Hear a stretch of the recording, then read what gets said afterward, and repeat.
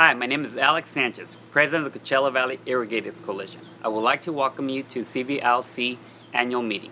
Watching this video fulfills your one meeting per year requirement under Irrigated Lands Regulatory Program. We appreciate your participation in CVILC.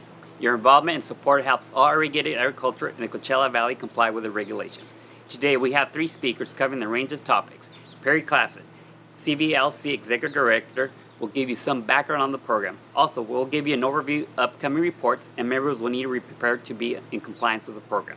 Melissa Turner with MLJ Environmental Consulting, the firm that prepares our reports and facilitates the surface and groundwater sampling, will describe the member online portal that can help you submit the required reports and provide program information. Following Melissa is Michael Johnson, also with MLJ, who will talk about the surface and groundwater monitoring requirements in the Coachella Valley.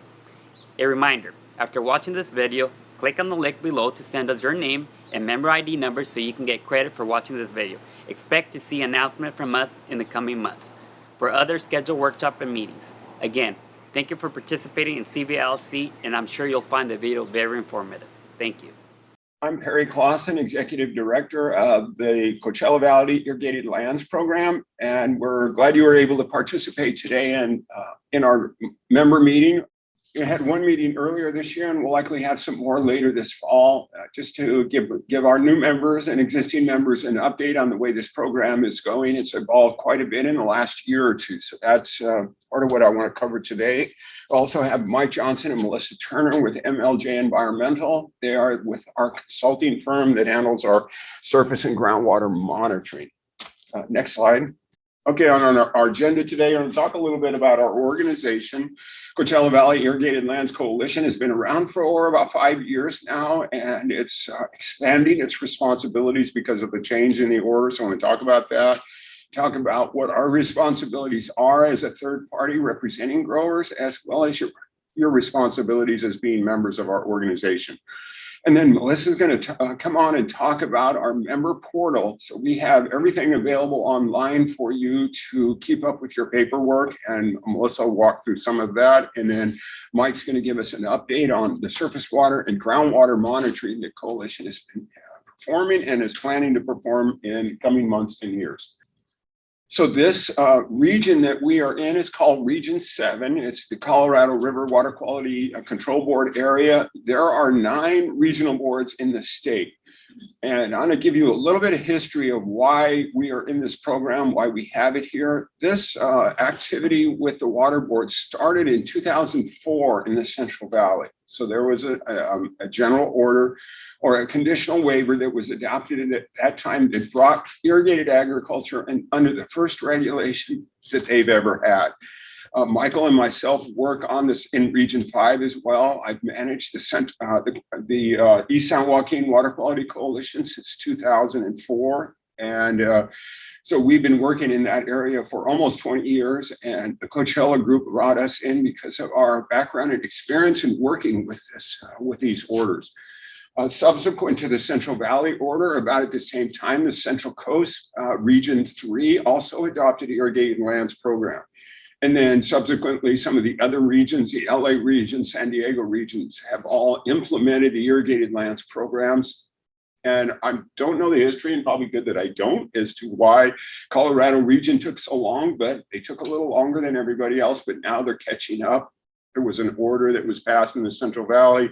It was called a precedential order that applied to all irrigated lands in California. So that's taken a few years to get worked out and put in place in this region. So now the Irrigated Lands Program is alive and well, and we'll tell you about some of the activities that are going to be involved with growers' responsibilities. So this is kind of the history just in a chronology. And by the way, I'm going to be posting this PowerPoint on our website, and you're welcome to use it and show it to other groups or your staff or others that might be interested in this. As I mentioned, in 2004 was the first order that was adopted. And then in 2012, there was an expansion into fertilizer reporting, nitrogen fertilizer reporting that hadn't occurred before. And then in 2014 is when the Colorado Region Basin began its Irrigated Lands Program. And then in 2018, there was some pretty significant changes in the overall orders for the East San Joaquin, Central Valley, which then had that precedential activity. And then in 2021, during COVID, the regional board adopted an expanded program that brought in that fertilizer reporting. So currently, the Coachella Valley Irrigated Lands Coalition has, as you see here, 83 members, about 40,000 irrigated acres. There's probably another 20,000 acres of irrigated cropland that will need to be involved in either the coalition or the individual order. There's a requirement, it's the next slide will explain, that has requirements for anybody that has a commercial farm. First, let me go over this a bit. So the dues for membership in the CVILC, as we call it, is $5 an acre. That fee, or that acreage fee, covers $1.29 an acre that all the coalitions in the whole state of California pay into the state water board. That pays for all the bureaucracy or all the staff that works for the water boards. So it's somewhat allocated by region, but it goes into the general fund, or a fund that then is distributed through all the regions in California for the irrigated lands program. When we started in 2004, the acreage fee was 12 cents an acre. It's now $1.29, and we've seen about a 10% increase every year for the past 5 years. We expect next year probably see another raise in those fees. The other part of this $5 is for the membership management, and then the surface and groundwater monitoring and reporting. And in this map, you can see the boundary that when we put in our report to the regional board as a third party, that shows the coalition boundary north of the Salton Sea and stretching up in the top in that dark brown line you see around the area. So it doesn't include the cities. So the growers that are needing regulatory coverage is anybody that has commercial agriculture. There used to be an acreage limit that does not apply anymore. Anybody that sells something off of their farmland in a farmer's market, roadside stand, or commercial is required to have coverage in this program. And then also located in this boundary that we showed you earlier. The property is in there. The Coachella Valley Irrigated Lands Coalition offers growers the option to be in a third party, or they can apply and have their own individual permit.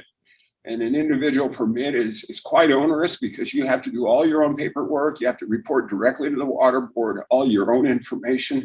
So what is good about the coalition is that we're able to report some of your information, including your nitrogen applications, with anonymous identifier.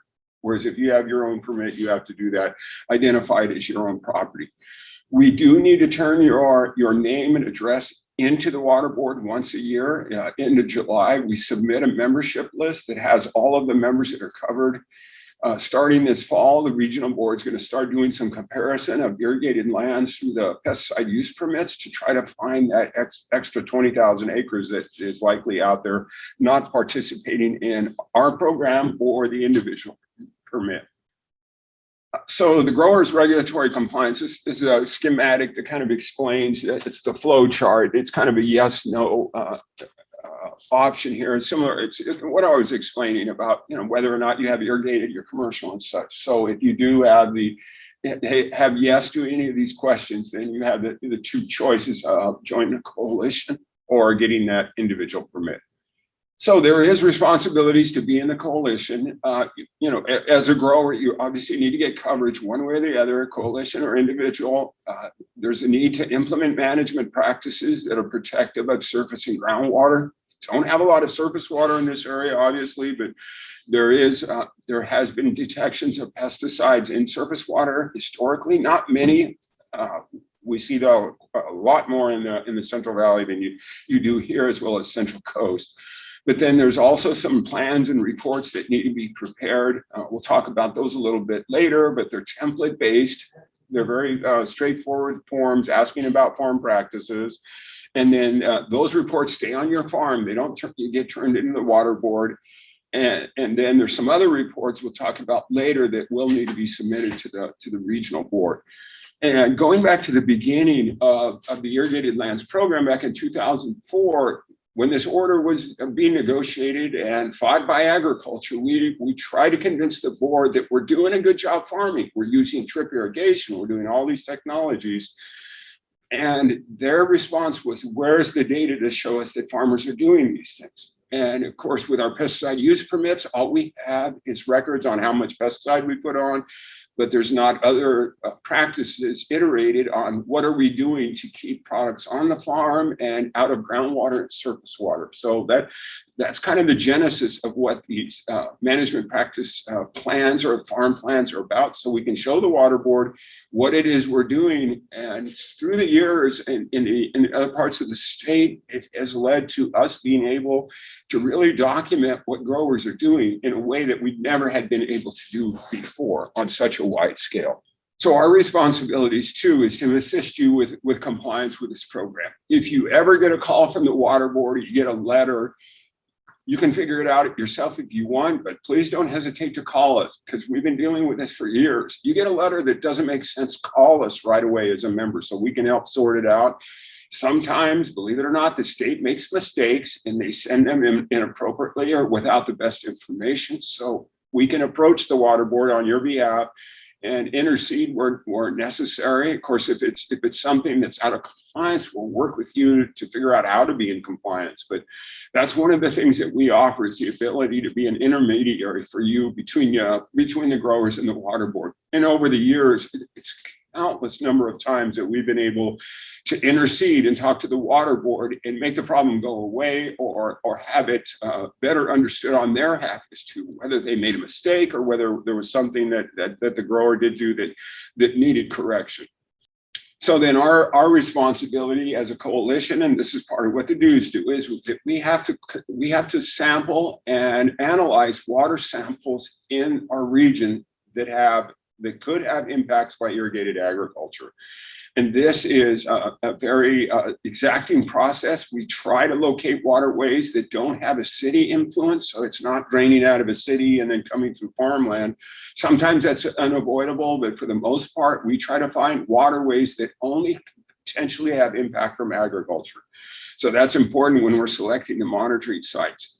And then groundwater, you'll hear about that in a little bit later here, is that we're setting up a trend monitoring network. Groundwater moves very slowly, trends in quality react very slowly, but what we have to do and what we're doing in other regions as well is setting up a network of wells that we track, and forever. I mean, we're going to be tracking these wells for decades and decades. So right now we're just starting, so we can't see trends. We know what it is now, and then that'll be the baseline for years ahead. And then once or if we find problems, we have to develop management plans for a waterway or a groundwater basin that tells the water board and essentially the public, we have a problem, here it is, this is what our growers are going to do about it. And it's usually a management practice-based type of plan. And then if there are practices growers could be implementing to protect surface or groundwater, we use resources from the University of California, other regions of the state, bring them here and put them forward as possible solutions if it's appropriate for the agriculture that's in this area.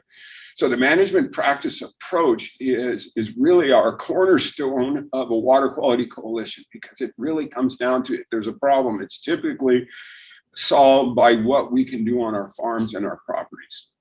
So in the farm plan, I'm not going to go through each one of these, but this just gives you an idea of the type of plan that you will initially set up. And if you grow the same crop, same acreage every year, this information is carried over in the portal into next year. So you don't have to fill this out every year. The only time you have to change it, of course, is if you have rotational crops, which you can work out in this farm as well. And then identification of wells, obviously that's not going to move around. Owner operator information, if you're the landowner and you're leasing the ground, you got to update that kind of information. But you can see the description here of the types of things that are kept and in your records that you keep on the farm. So this is information that's kept on the farm. And the reason for that is the regional board has the right to do inspections, to come to your property and say, let me see your farm plan. What are you doing on your farm? This doesn't happen a lot. I think in our Central Valley, where we have 4.5 million acres, I think the inspections could probably be numbered in the hundreds, not in the thousands or tens of thousands. They do have the option to do these inspections, and they do look to make sure the information is accurate. So it's just kind of a protection for you to have these practices listed. And then again, on the farm plan requirements for crop management, the irrigation methods, nutrient applications, the fertilizer, well, you are going to be reporting that. We'll come back to that. Agricultural chemical applications. What we're trying to do with that is get the regional board to agree to just list the main products that you use on your farm. We're not going to duplicate the pesticide use reporting that the county requires. It's just kind of going to be a laundry list of what do you use on my farm.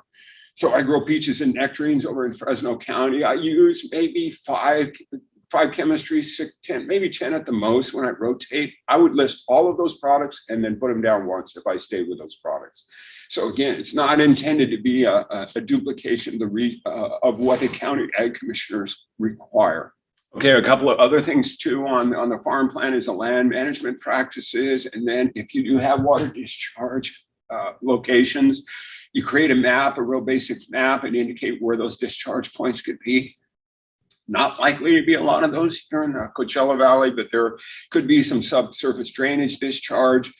And then the names of the receiving water, if known, irrigation water runoff, stormwater runoff, and non-stormwater runoff. And again, that's what the coalition will be there to help you with. If you're not sure of where that might be, or if, even if it's even needed to be reported, check with us and we can follow up and figure out what needs to be included on that in that space.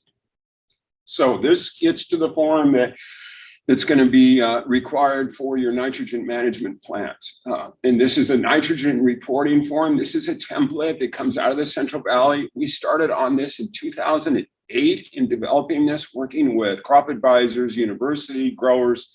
We implemented in our coalition programs in 2012. It was then modified pretty radically in 2018, 16, the years are running together.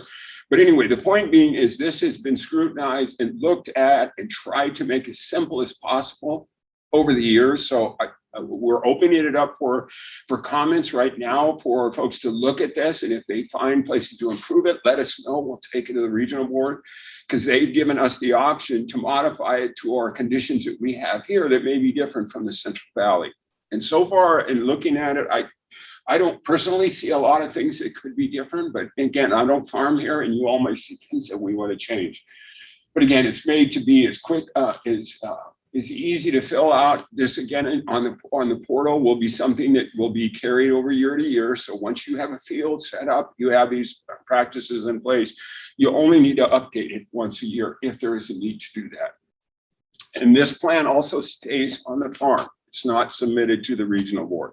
The irrigation components are, again, pretty static. Now, what we do need to turn into the regional board is the INP summary report, INP irrigation and nitrogen management plan. So there's a summary report that has columns, as you can see here, that asks specific questions about the crop based on the parcel, assessor's parcel number, crop age, total irrigated acres, and applied in the end in the irrigation water, any amendments like compost or manures, dry liquid fertilizer, foliar fertilizer, and then an estimate of the harvested yield. Not an estimate, but the actual yield that's coming off of that property. That's going to be an important number in the future because what's being developed now is called crop nitrogen coefficients, which have been developed through studies at University of California, commodity groups, and others, which essentially would say, use grapes, for instance, if you harvest 10 tons of grapes, a ton of grapes needs 50 pounds of nitrogen, for instance. So those numbers are going to be what you as a grower will be compared to when these reports are turned in. And at some point, there's going to be an outlier designation possibly, or we find out through this information who may be putting on a lot more nitrogen than the crop might need to produce that yield. Now, with nitrogen prices what they are now, I really would be surprised if anybody's putting anything more than absolutely necessary on, but this is kind of the metric that all of the irrigated ag is being measured on, is what are you putting on and what does that crop need? And then what is the excess? Because that excess nitrogen has the potential to leach into groundwater. And nitrogen in groundwater is a drinking water contaminant. We have widespread contamination of groundwater in the Central Valley. Out of the 6 million acres, it's estimated almost 1 million acres of that is overlaying aquifers that have nitrate above the drinking water standard, in part from irrigated ag, but also from dairy, from cities, and all the other sources of nitrate. So that has triggered the regional board and the state board to put this in place as a tracking of any potential excess nitrogen. All right, here's some of the other parts of the summary report. As you can see, it's checkbox oriented. And again, this seems a little complicated by the first look, but if you study it, and growers in the valley, the first year we came up with this seemed like it was impossible. Now it's pretty straightforward. Everybody's used to filling it out. Again, staff will be able to help you fill this out if needed. And then you also have the portal that will make it easier to keep track of what you've done year by year. So I'm going to turn it over now to Melissa Turner with MLJ. She is one of the designers of the web portal, and this portal concept is used in the East San Joaquin Coalition, the Delta Coalition, the Kings Coalition, and you can name off there's thousands of growers that are using this portal. So it's fairly well tested in the real world. So Melissa. Perfect. So I think everyone attending had their note with them, their little ticket, which means you guys are members, which means you should have gotten an email that said we now have the portal live. So go ahead, next slide. What we have is a timeline, and we had an earlier grower meeting, so this is kind of a repeat of that, but we are here pretty much at the beginning of June where the portal is live. You can go in, you can access your invoice. And that was kind of our main driver, was to have the portal available for you to be able to see your invoice online, and be able to track and see your information. And then also you have an ability to adjust it. Other important grower reporting timelines. So besides as a grower having to enroll and pay for your membership dues, we track that. We track the parcels associated with your acreage. That gets reported to the regional board as part of your compliance. And then Perry went through all of your management practice reporting. So with the portal, the goal is to kind of help you see all of that information updated as necessary and be able to submit your management practice information online, including the INMP, which is your irrigation and nitrogen management plan summary report, which has your nitrogen applied and your yield, which are kind of, as he was talking about, really critical as we move forward and as the regional board is looking at the amount of nitrogen applied. So what we're working on at the moment are those templates. So Perry showed what the order requirements for your farm plan, and then a template for the INMP worksheet and the summary report, which are currently being implemented in the Central Valley. And with those, we're going to be in the next couple of weeks submitting a template to the regional board. And then based on that template, we'll build out your portal to include the entry forms at that point. So we have a pretty good idea of what that will look like, and extend our experience with other coalitions will kind of be implemented here to try to make your user experience as best as possible. So we'll have the template finalization, get that submitted to regional board, hopefully get an approval pretty quickly, work on your portal, and by October, the idea is to have those forms available for growers. So we'll mail those out, but ultimately, our hope is that you'll go online and be able to fill that out. It saves the coalition time and money. It's the easiest way to do it. We try to make it easier with drop downs, with your information already available. It's really much better than trying to handwrite everything in. So that is the ideal of having it in October. And then with November, December, January, kind of working on getting your farm plan information turned in. That is due by 2023. And then your INMP worksheet needs to be on farm, which is planning ahead for the crop year for 2023. That does need to be on farm in early 2023. And then Perry mentioned the INMP summary report, which is not due till the year after. So if you think of your worksheet as your planning, and then you're reporting at the end of the year, but that will all be on the 2023 crop year. So this is what your Coachella Valley member portal looks like. You'll have a member ID. and your email and your password. When you first get your, I don't know if any of you have tried to log in yet, but there will be a link in there that you can log in. It'll ask you to change your password because you'll have an automatic one, but then you need to make your own selection. We do not store that information, so if you lose it or forget it, there's a forget password link, and you can just change it and update it yourself. But you can't call us, we don't know it. So just go ahead and change it, and then you'll be on your way again. So then once you sign in, next slide. This is the landing page that you will see. So you can see we kind of have this under construction. That's where you'll have your management practice entry forms. So your farm plan for 2022. And then when we get into INPs next year, you'll have that available as well. And then your member information is that middle tile that you can click on. There's also on the left side, you'll have the little person icon below the home is also a way to get to your member information. And then you can always see the home on the left-hand side that you can come back to this landing page. And then next slide. So this is where, if you click on that middle tile, this is what you're going to see for your member information. You've got your member ID. I know it's a little blurry up here. You have your member ID, company name, your address, email. Email is really key because that's more how the coalition is going to contact you and provide you information. So any of those things, if they're changed, you can come in here and edit them at any time. And then that's always up to date for us. So anytime we send out a mailing, whether it's a postal mailing or email, you always have the most up-to-date information. The other nice thing we have in here is the invoice summary. So it'll tell you if you have a balance from last year. Invoices are just going out now, so you will most likely have a balance. And then you'll be able to see once it's paid, you'll see that balance adjusted, and you'll know that you're all caught up. The other thing, because your dues are based on a parcel basis, or sorry, an acreage basis and parcel, you can see here that your acreage adds up. So if you need to make any adjustments, you can submit your changes here. We do have, it's not instantaneous because we need to make an invoice for you and track that within our accounting system. So it shows that basically your original invoice was voided. We have that change, we have that recorded, so it doesn't look like we're making funny changes on the back end.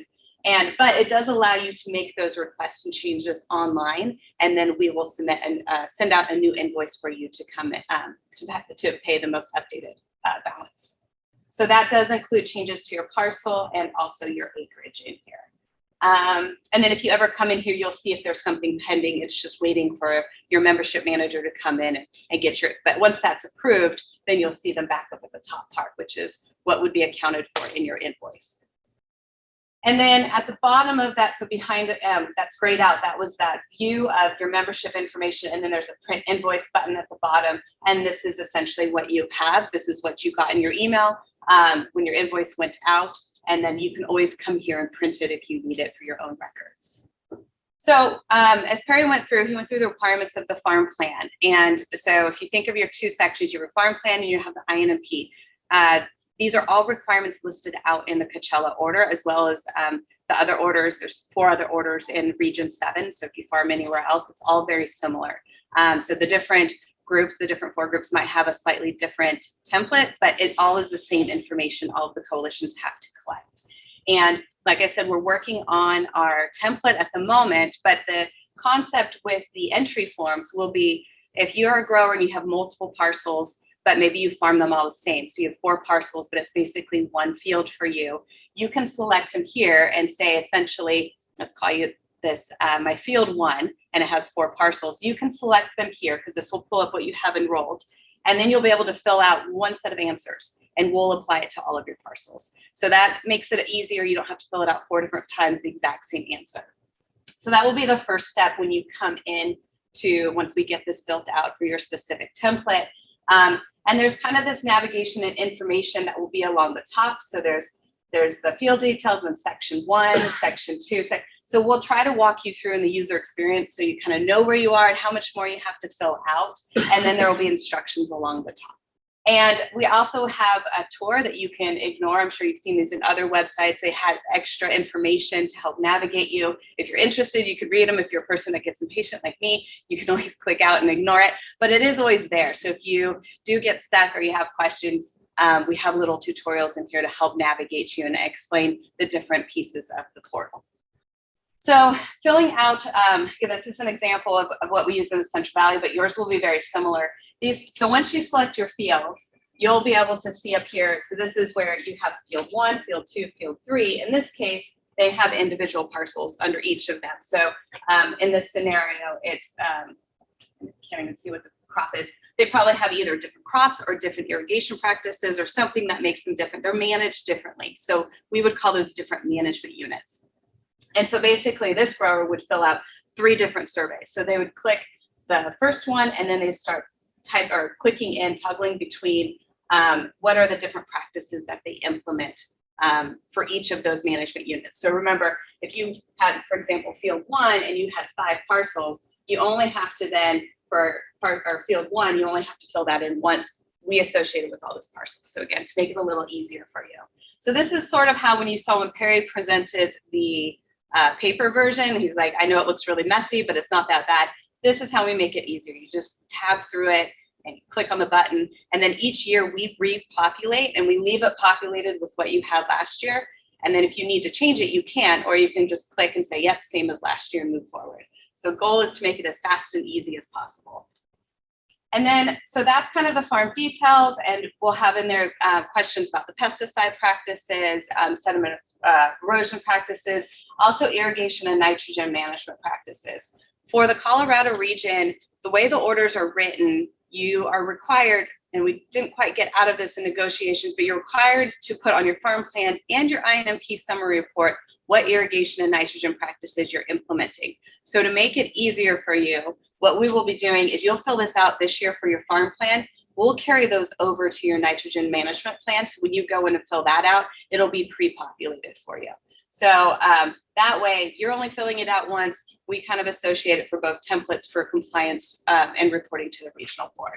But this is essentially how it's laid out for, these are your irrigation efficiency practices. Again, you would list field 1, field 2, right? They'll be pre-populated from that previous screen.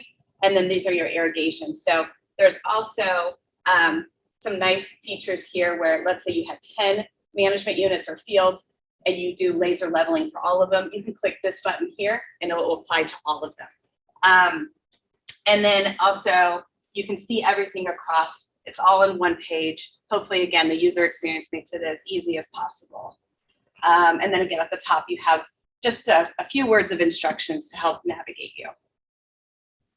Yeah, and that was essentially it. So just as a reminder, this summer we'll be working on updating that part that said under construction, and then you'll be getting your templates out early fall to be populated. Yeah. Okay, I can see them in the picture here. Okay, so I'm not the last person, but next to the last person here. We're getting toward the end. My name is Mike Johnson. As Perry said, I'm going to talk to you a little bit about the surface and groundwater monitoring program that we're required to implement for the coalition. And I'm going to give you a little bit of background. Next slide, please. There we go. So I'm going to little bit of background on why we do what we do, why we're required to monitor both surface and groundwater, because it is a relatively expensive part of the program, both the monitoring and then the reporting that's required on that monitoring probably takes up the biggest chunk of the coalition's budget. So this, as Freddie was walked through earlier, there are several regions in the state that there's a state water quality control board, and they're sort of oversight over the entire state. And then there are 9 individual regions. The state's been divided up into 9 individual regions, each one of which has its own regional board, and each one of which has its own basin plan. And this is the document there. The Water Quality Control Plan is what's commonly referred to as the basin plan. This lays out all water quality rules and regulations and everything for this particular region. It shares lots of things in common with other regions, but it has been customized really for this, in this case, it's the Colorado River region. Okay, so one of the things that it says is in the, for the orders that you've got, and I'll explain a little bit about your order here in just a second, but the basin plan says that the discharges shall not, any discharge from anything, anywhere, shall not cause or contribute to an exceedance of a particular an applicable water quality objective. It won't unreasonably affect beneficial uses. Explain that in just a second. Or cause or contribute to a condition of pollution or nuisance. Okay. So any entity that has the potential to discharge what the state would call a pollutant or waste into waters of the state, and all waters of the state are all surface water and all groundwater. The state claims all groundwater as a water of the state. If any entity has the potential to discharge to either surface or groundwater, it must have a discharge permit. And that discharge permit is called a general order. And so what the state does, in this case, the state does it through the regional board, what the regional board and its staff do is they will come to the entity, in this case, it's our coalition, and they will say, what do you have the potential to discharge? And in this case, they pretty well know because agriculture has a long history of being regulated in the state. So actually the state comes to you and says, here's what we think you have the ability to discharge. And we will allow you to discharge those substances provided they don't adversely impact beneficial uses, okay? In the basin plan lays out all the beneficial uses for all of the waters of the state. For example, all groundwater has a drinking water beneficial use. So in other words, the state considers that any groundwater has the ability to serve as a drinking water source. You are not allowed, any entity is not allowed to discharge any substance to groundwater that would compromise the ability to use that groundwater as drinking water. Irrigation supply water is another beneficial use of groundwater. There are a couple of others. Surface water has I think there are 4 groundwaters, and there are 20 some.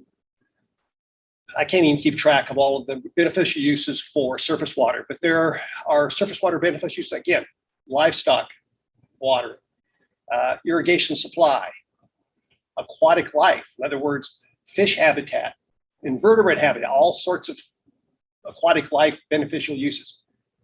No one is allowed to discharge any substance to the surface water that would adversely impact any of those beneficial uses.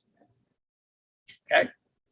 So what the state then does is it writes an order, the general order, and it says, you as a coalition, your members, can discharge provided you don't exceed certain limits. And those limits are laid out in the basin plan.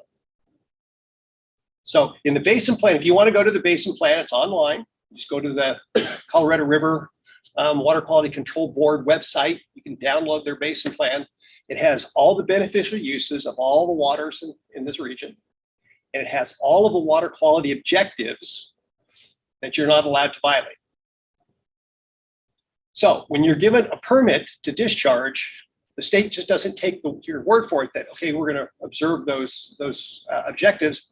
The state requires that all that water be monitored and that those monitoring results be reported regularly back to them so that they can verify that we are not unreasonably affecting applicable beneficial uses or causing pollution or a nuisance. So that's the basics of why we have to monitor. And as long as there's this discharge permit, this order in place, there will be surface water and groundwater monitoring and reporting. Okay, Perry mentioned that we're going to be here for decades. We've been doing this in the Central Valley for 20 years, and I look at the programs there, we're just getting started. So, but as Perry mentioned, this Colorado River region has lagged behind a little bit in getting the full permits in place, but they're catching up fast. So the things that have in the Central Valley, those coalitions have been able to sort of do over a 20-year period of time. You've got to do them in about a 3 or 4 year period of time. So you got to catch up fast. Okay, so I'm going to talk about the groundwater trend monitoring program and then the surface water. The groundwater trend monitoring program is required by the regional board primarily to track the concentration of nitrate in groundwater. That is considered to be the beneficial use that is most at risk in an agricultural setting. It's also true that when you've got what seems, when I come down here and drive around, what seems to be hundreds of golf courses, those are also contributors. And in fact, golf courses, cities, all those entities also have their own discharge permits with their own set of restrictions in them. So what the groundwater trend monitoring program is supposed to do is to establish a long-term monitoring record that will allow us to track trends in water quality, primarily nitrate. And again, the nitrate number that we're interested in is the drinking water sort of health standard, which is 10 milligrams per liter of nitrate measured as nitrogen. Sometimes you see that same number as 45 milligrams per liter of nitrate measured as nitrate. They're the same number. One case we're measuring just the nitrogens, and the other case we're measuring the nitrogen and the oxygens that are part of the nitrate molecule. It's the same number. The state wants to monitor shallow wells because those are the places that drinking water, shallow water, drinking water, that's where it comes from. If you can put a well in, a domestic supply well in, and get water at 140 feet, 180 feet, and it's reasonably clean, that's where you're going to do it. So we have to monitor relatively shallow wells. Our first proposal, and it's being right now reviewed by regional board, is that we're going to monitor 8 wells. And I think the next slide, I'll show you the wells here in a minute. But basically, there was a salt and nutrient management plan that's been spearheaded by the Coachella Valley Water District, but there's been lots of other groups that are part of this SNMP process. They've developed a monitoring network. The 8 wells that we've picked are part of their network.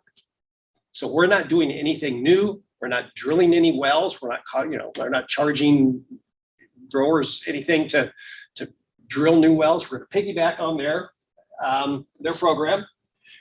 They're going to also perform the monitoring.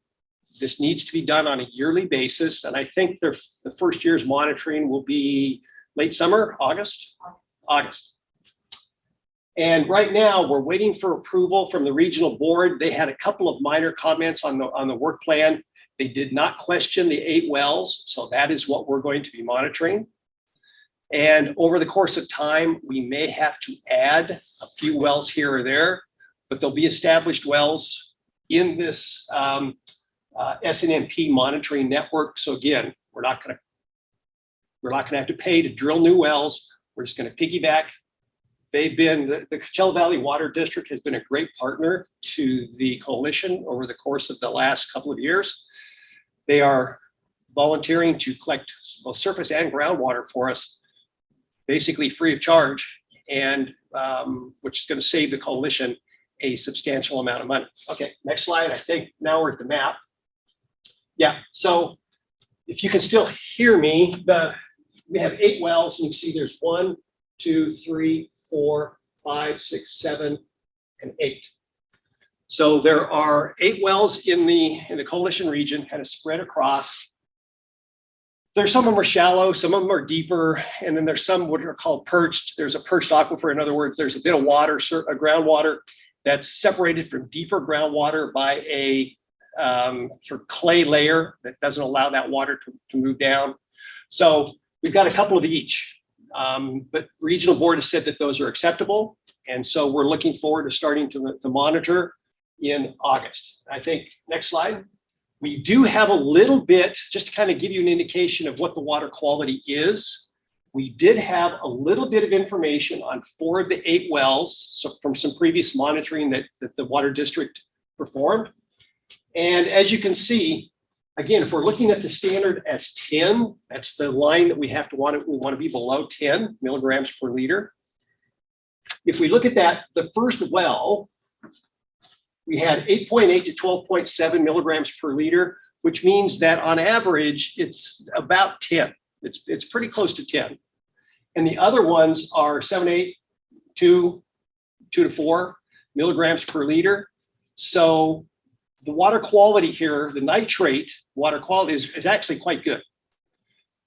Working in other coalition regions, Perry mentioned earlier that maybe 1 million acres of the Central Valley has elevated concentrations of nitrate in that groundwater. Some of that is 60, 70, 80, 100 milligrams per liter. So in an agricultural area, to have only 1 or 2, 3 or 4 is terrific, especially since background nitrate concentration. So this is just from natural processes that occurred over the course of thousands and thousands and tens of thousands of years. Background concentrations are considered to be about 3 or 4 milligrams per liter. So what we're looking at here, for the most part, is background, a little above maybe, but actually quite good. This is quite good water quality. Okay, surface water monitoring. We are required to monitor the surface water, which in the desert seems like a strange thing to have to do. But there are a few drains, and then there's the stormwater channel that creates the water that kind of flows down into the Salton Sea. So we have 2 locations on the stormwater channel itself, plus we have 3 other drain sites required to monitor. There's a list of constituents there. The next slide will show you some of these in more detail. And the locations are up there in the table. And as you can see, there's 1, 2, 3, 4, 5. So there's only 5 sites, which is quite low. Other coalitions in other regions have sometimes 25 or 30 sites that they have to monitor. So only having 5 is not bad, actually. Next slide. Okay, so here's just another picture of the coalition region in general. In this case, it's kind of set on its side. So north is off that direction. And again, you can just see the locations, the little red dots there that indicate where those monitoring locations are. And in yellow for the drains, that indicates the area that's being drained into that monitoring location. So this is the list of constituents that we need to monitor. I know you don't have a frame of reference, but we do these programs for other coalitions, and the combination of the number of parameters and the frequency is really quite small, quite low. For some coalitions we work with, they might have 40 or 50 things they have to monitor on a monthly basis. So the big dollar tickets items are the pesticides, that's the valerate, atrazine, chlorpyrifos, malathion. We're trying to get rid of the chlorpyrifos. I don't know why the regional board put this in. It's a chemical that's no longer on the market, right? I mean, you can't buy chlorpyrifos anymore.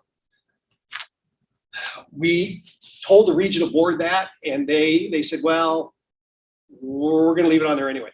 So we're actually monitoring for a product that we don't expect to find. But these are the more expensive ones to monitor for, and they're only done twice a year. So compared to other coalitions, some of which have no surface water at all, this is quite good. So this is our surface water monitoring program. Okay, so once we actually do the monitoring, what do we do with all of that? We have these things called trigger limits and exceedances. Remember I talked earlier about in the basin plan, there are all these numbers, these objectives that the regional board lays out that says you can't exceed this number, 10 milligrams per liter of nitrate. You can't get higher than 10. If you get higher than 10 is that trigger limit. If you get higher than 10, it's called an exceedance because you exceeded the concentration that's allowed. And if you get enough exceedances, you have to develop what's called this water quality restoration plan. Perry referred to this earlier as a management plan. Okay, and this really will turns out to be kind of the bulk of the work. Next slide. The restoration plans, the management plan, has these 6 elements. So first of all, we have to, as a coalition, we have to develop it and we have to implement it. But really the burden of what needs to be done is on the members of the coalition in the areas in which those problems were found. So if in drain 3, we found malathion, for example, and it's above the limit allowed by the state, the growers who discharge to drain 3 would be responsible for implementing this management plan, this water quality restoration plan. Nobody else in the coalition region would be required to do it, just those growers, because they're the only ones that could have discharged to that location. We have to go through and identify potential sources of the discharge. We have done that by doing, looking at pesticide use reports. So we'll know exactly what was applied, where, and when, relative to when that water was sampled. So we'll know, is there a potential for that product from that application to end up in the water? There will be probably, I'm not sure if the way we're going to work this is to have visits from a coalition representative, or it will just be out in the form of a questionnaire, but there'll be a request to the growers in that area, just the ones that could have applied that product, for them to provide an indication of what their current management practices are, if there are additional practices that they could implement to potentially prevent a future discharge, even though it's not for certain that they were the ones that caused that discharge. They're just going to be caught in that net, in that process.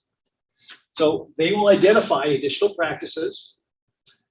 We will, as part of the coalition's report to the regional board, we have to provide performance goals. So all the growers have been contacted. They've all got additional practices identified. We're tracking those practices. Milestones and timelines. The state regulations say that all of these problems, right, all of these restoration plans must be completed as soon as practicable, but not to exceed 10 years. So you think, oh, 10 years, that's not too bad. But our experience with other regions, so 10 years, sometimes it's hard to actually clean things up in 10 years. Because products may not get applied every year. There's a lot of reasons why it's hard to do that. But we get 10 years at the most. Generally, the regional board wants it cleaned up the as soon as practicable part. And we have to demonstrate what's practical. And they like to see 3 to 5 years. They'll give you 10 if you absolutely have to have it, but they want to see things cleaned up 3 to 5 years. And then there will be a monitoring plan put into place to make sure that those discharges don't occur again in the future. Okay, the restoration plan completion in other regions of the state, there's a process in the order in your discharge permit that says, here's how you finish one of these water quality restoration plans. For some reason, the Coachella Valley's permit has no criteria. There's no way, there's no process in place for the water quality restoration plan to be completed. So basically, this is up to executive officer discretion. The executive officer is basically the person who manages the entire regional board staff. The regional board consists of, generally, I think there's 7 regional board members down here, and they make policy. Implementation of the policy is left up to the executive officer, and in this case, her name is Paula Rasmussen, and her staff. So she can say, you're done, or we can provide sufficient evidence that ag no longer is causing or contributing to an exceedance of that water quality objective. Now, that said, this works really well for pesticides. It does not work very well for things like salt, a little bit of sediment, just general water quality that growers don't discharge, right? You got salty water, you got salty water. It's not the grower's fault. So generally, what we've done in the past is said, if it's constituent that's applied by agriculture, it has to be applied, then we can implement a water quality restoration plan. If it's not implemented, if you get the salty water, livable water that's salty is your irrigation supply water, you're not responsible for that water being discharged back into the drain, into the storm channel. So we don't generally have water quality restoration plans for things that you cannot control, because that's just not fair, simply not fair. Okay, I think that finishes it up for me. Next slide. Okay, any questions before I leave? And I'll be at the back, just like Melissa, I'll be at the back for a bit. If you guys have questions after the presentation that you want to ask, feel free. Okay, thank you. All right, so this is just kind of a review slide of what's coming up. So the farm plan submittal will start later this year. You'll be able to, as was mentioned, fill that out on the portal. And then the worksheet will start for your nitrogen reporting will start for next year's crop, the 2023 crop. And these dates are always not changing, but Melissa, just to make sure I'm giving the right dates, farm plans, they can start completing now or soon on the portal. In October. In October, and then the INMP worksheet on the farm, they should start recording their nitrogen use for the 23 crop. Now, this in your growing area is kind of complicated because you all are winter crop growers. Many of you are not dates so much or grapes, but when what you use as your basis for your crop reporting is when you harvest it.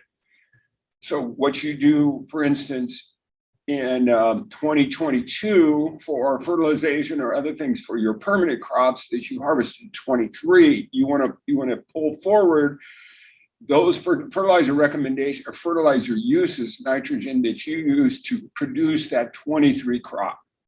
Same thing with if you're growing a winter, onions that you plant in October, November, you dig them, you're digging them now. That would be all the reporting that you would record for the harvested onions that you're digging right now. So it is a little trickier, but it works out the best to have your recording of information be current to the crop itself and not the calendar years. We don't want to try to mix up our calendars years with the actual crop fertilizer practices that you use. And you don't need to worry about, well, 3 years ago, I may have some residual, because that's not required to report your N in your soils or your residual soil nitrate. It's just your applied nitrogen that goes on that crop to produce the current year's crop. So that's, we try to change some of the dates, but it ended up being, there's so many different variables that you have here with cropping that it's going to be as I was describing. So next slide, I think that is the end.